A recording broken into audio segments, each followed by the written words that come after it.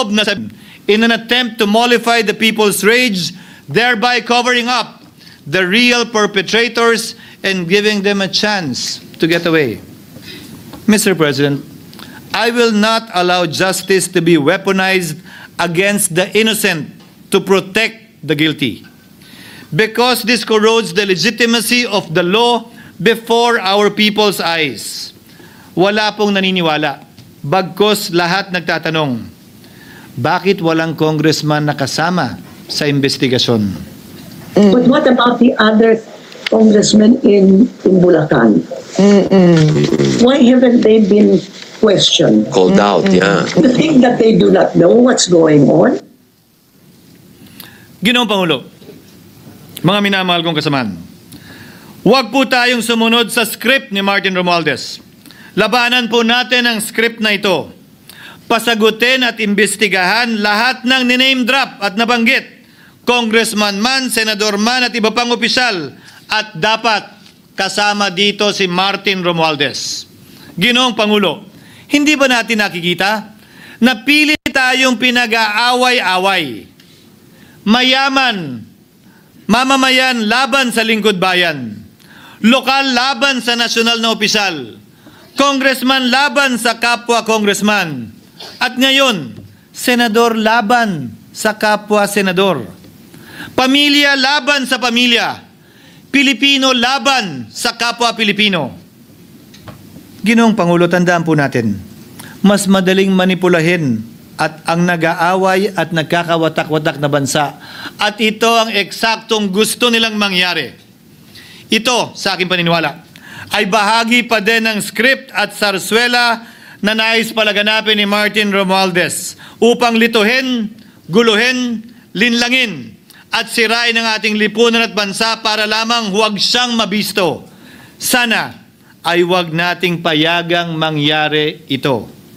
Ginoong Pangulo, tulad ng sinabi ko sa simula ng aking talumpati, sa kada mapang-akusa at mapanghusgang daliri na ituturo ninyo sa inyong kapwa, lalo na kung walang basihan, merong 3 daliring palaging nakaturo sa iyo pabalik.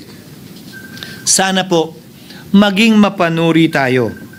Huwag dali-daling magturo at maghusga dahil lamang sa napakinggan. Huwag tayong sumabay, kumampi, at magpadala sa script at sarswela ni Martin Romualdez. Kung kayo ay kakampi ni Martin Romualdez, pues sumunod kayo sa gusto nila. Una, maniwala kayo sa mga sinasabi ng testigo niya na nagtuturo lamang sa mga senador. Pangalawa, ibuhos niyo ang galit niyo sa Senado at ng mga senador at palayo kay Martin at sa mga congressman. Pangatlo, pagdudahan at sirain niyo si Sergeant Gutesa na bukod tanging hindi nakinabang at walang bahid at hiningi anumang kapalit sa pagsabi ng katotohanan. Pangapat, huwag niyong payagang mabanggit man lang ang pangalan ni Martin Romualdez. Panglima, huwag niyong payagang ipatawag si Martin Romualdez sa anumang investigasyon. Pang-anim, huwag niyong payagang imbestigahan si Martin Romualdez at mga kasamahan niya saan mang lugar. Ako, Ginoong Pangulo, hindi ako kakampi ni Martin Romualdez. Kaya lalabanan ko siya at lahat ng panglilinlang niya. Una, papatunayan kung hindi totoo ang mga panggigipit at paninira ng mga testigo niya laban sa akin at mga senador. Pangalawa, tututulan ko ang paglilihis at diversyon na ginagawa niya palayo sa kanya at sa Kamara. Pangatlo, hindi ko papayagang sirain ang mga senador pag-away-awayin tayo at sirain ang institusyon ng Senado. Pangapat, pinaniniwalaan ko at saludo ako kay Sergeant Gutesa at iba pang katulad niya sa paglabas ng katotohanan. Panglima, hindi ako matatakot banggitin ng paulit-ulit ang kanyang pangalan, Martin Romualdez. At ipaglalaban kong ipatawag at imbestigahan si Martin Romualdez at lahat ng kanyang mga kasangkot at kasama. Ginoong Pangulo, mga minamahal kong kababayan, kung nais niyong lumitaw ang katotohanan, kung nais niyong panagutin ang tunay na salarin, Kung nais po niyong makulong ang tunay na may kasalanan, huwag ninyong kampihan si Martin Romualdez.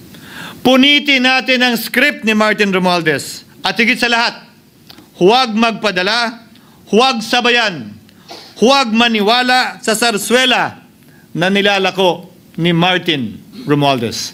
Maraming salamat po, Ginoong Pangulo, at magandang hapon po sa ating lahat.